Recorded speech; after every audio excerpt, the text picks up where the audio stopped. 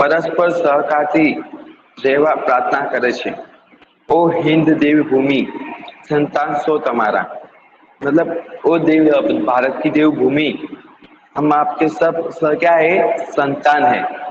करिए मणिने वंदन स्वीकार जो हमारा, हिंदू मुसलमान विश्वासी पारसी जिन। और यहाँ पे बेटा जो विश्वासी है ना उसका मतलब क्रिस्ती जो यीशु को पूजते हैं। पारसी तो तुम जानते हो, जिन का मतलब वो अलादीन वाला जिन नहीं, इस जिन का मतलब जैन धर्म। ठीक है, यस सर। ओके।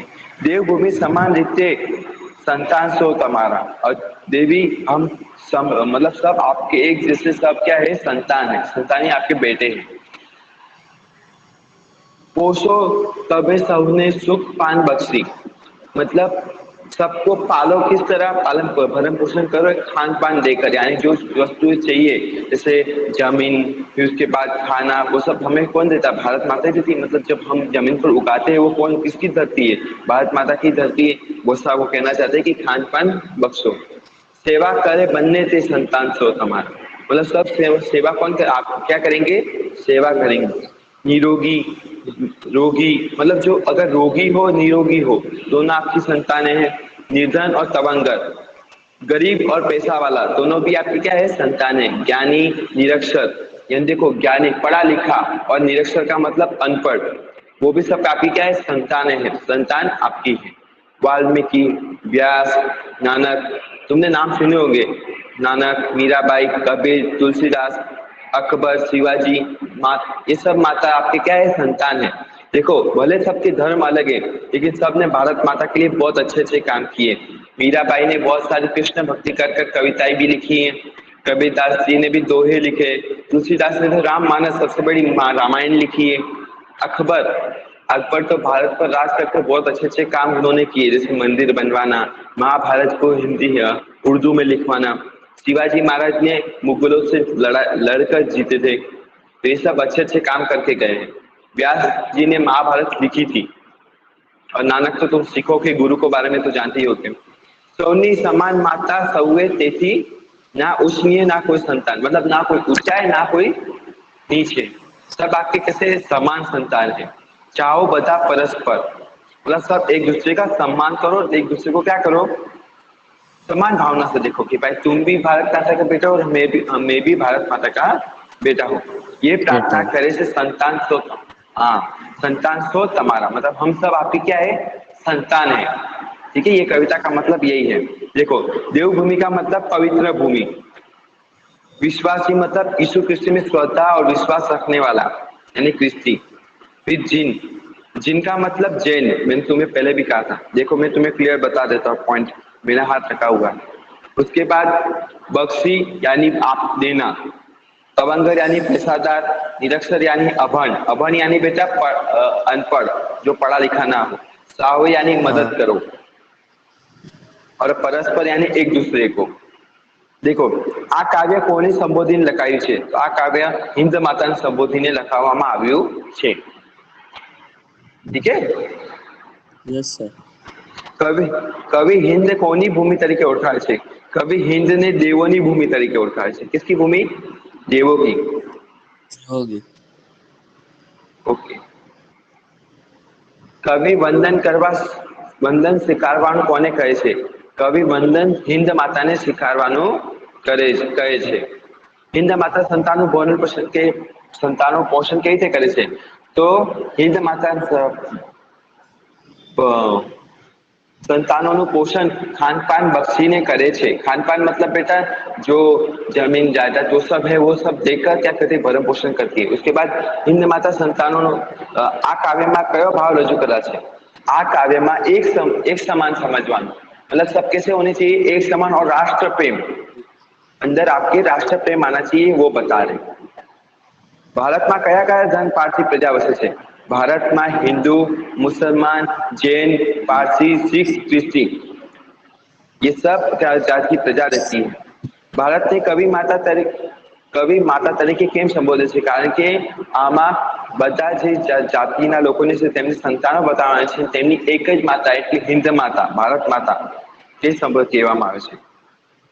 ભારતમાં વસતી પ્રજા કવિ સમાન શા માટે ગણે છે? કારણ કે બધા हिंद वातांशु से संतानों से, मतलब हम सब उनके मतलब तो बेटे ही है ना, तभी तो हम भारत के लिए मतलब उसके लिए वो करते, जान भी देने के लिए तैयार हो जाते हैं।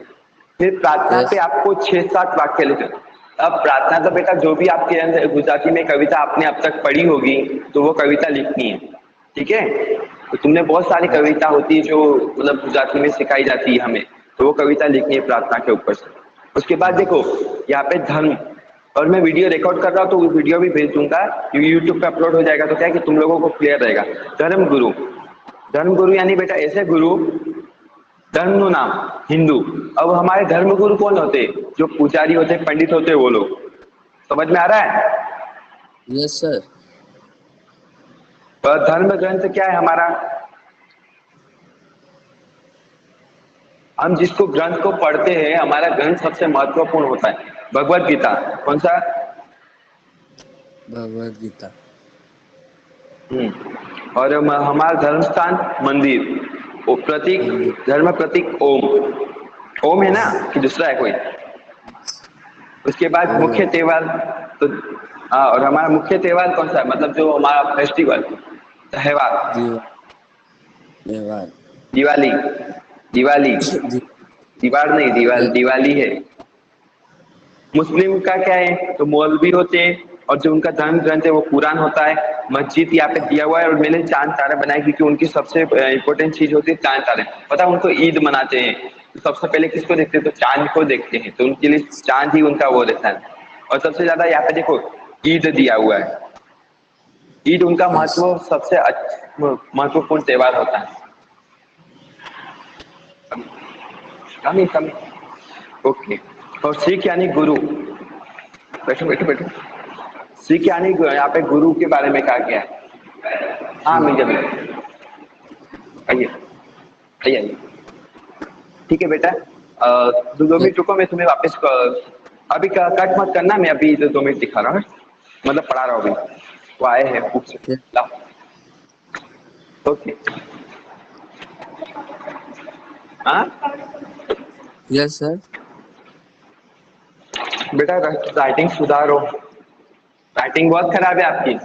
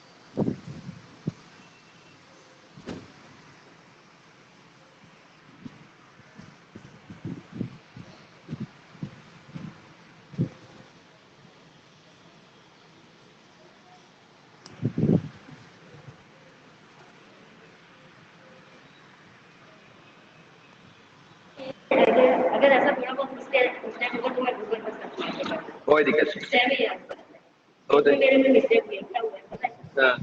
बेटा खाली एक बताओ। ये 10 है ना, हाँ ये 10 लिखा हुआ है तो ऊपर नीचे कोई दिक्कत नहीं है, वो चलेगा, वो तो मैंने खुद देखा है, वो तो समझ गया मैं, कोई दिक्कत नहीं। लेकिन हाँ, थोड़ी स्पेस छोड़ोगे तो अच्छा रहेगा। और हाँ क्लियरली आप लिखते हो ना चर्म रोग, अब ये चर्म रोग मुझे सच में मैं जान सकता हूँ, लेकिन दूसरे कोई सी चीजें पढ़ेंगे ना तो चर्म रोग का उनका मतलब नहीं समझ आएगा, ठीक है? आगे से ध्यान रखना, ठीक है? ओके। और उत्पन्न भी आपने नहीं अच्छा लिखा है, बहुत वेरी गुड। राइटिंग और अगर बेटर हो सके तो कर सकते हो। और सर भूगत क्या बात है? हाँ भेज दिया मैंने, भेज दिया, भेज दिया, अभी भेजा? भेज दिया। रमेश सुतार तू ही है ना? हो गया, गया तेरे मोबाइल पे। वो तो दीदी है। अच्छा तो दीदी का मतलब फोटो तू अपना रखे तो मुझे समझ में आया ना, तूने फोटो दूसरे का रखा है। सर अभी ये हाँ। मम्मी को बुलाए तो ये अपलोड भी कर।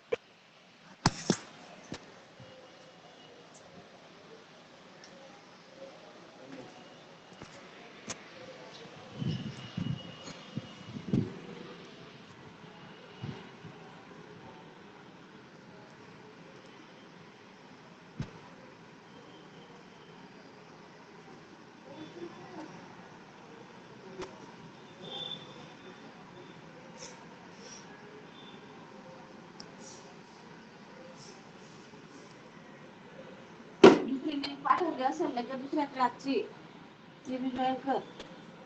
माहिती आहे ना कसं जॉईन होतं? ती लिंक लगेच त्याच्या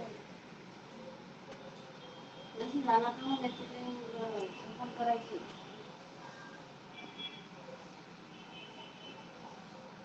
हाँ बोलो। सर का अगली बार ब्लॉग में होने चाहिए। हाँ कोई दिक्कत नहीं, मैंने कब मना किया तुझे, मैंने कब बोला? मैं बीच में चेक करवा के नहीं, तुम्हें सैटरडे को ही आना है सीधा। और जो भी होमवर्क हो सैटरडे को, कुछ डाउट हो तो बोल सकते हो आके प्रिंसिपल से। ठीक है, क्लियर लिखा हुआ है कि आपको कुछ जगह डाउट्स हो तो आके पूछ सकते हो। और जो पढ़ाया है वो समझ में आया है, क्लियर? ओके। हाँ भावेश, सॉरी बेटा, मैं वीडियो पढ़ा वो समझा रहा था तभी मैंने वो क्लियर कर, बच्चों को पढ़ाने के मतलब आया था एक स्टूडेंट तो उसको चेक करवा रहा था। ठीक है, यस सर. देखो लोग यहाँ पे ये चीजें दी गई है। उसके बाद देखो, ज्ञानी अज्ञानी, निरोगी रोगी, तवंगर निधन, उच्च नीच, समान असमान और साक्षर और निरक्षर, ये सब मतलब इसमें सिर्फ शब्द देख के लिखने हैं। और मैंने विरुद्धार्थी शब्द लिख चुका हूँ, तुम्हें मतलब फोटो मिल जाएगा क्लियर।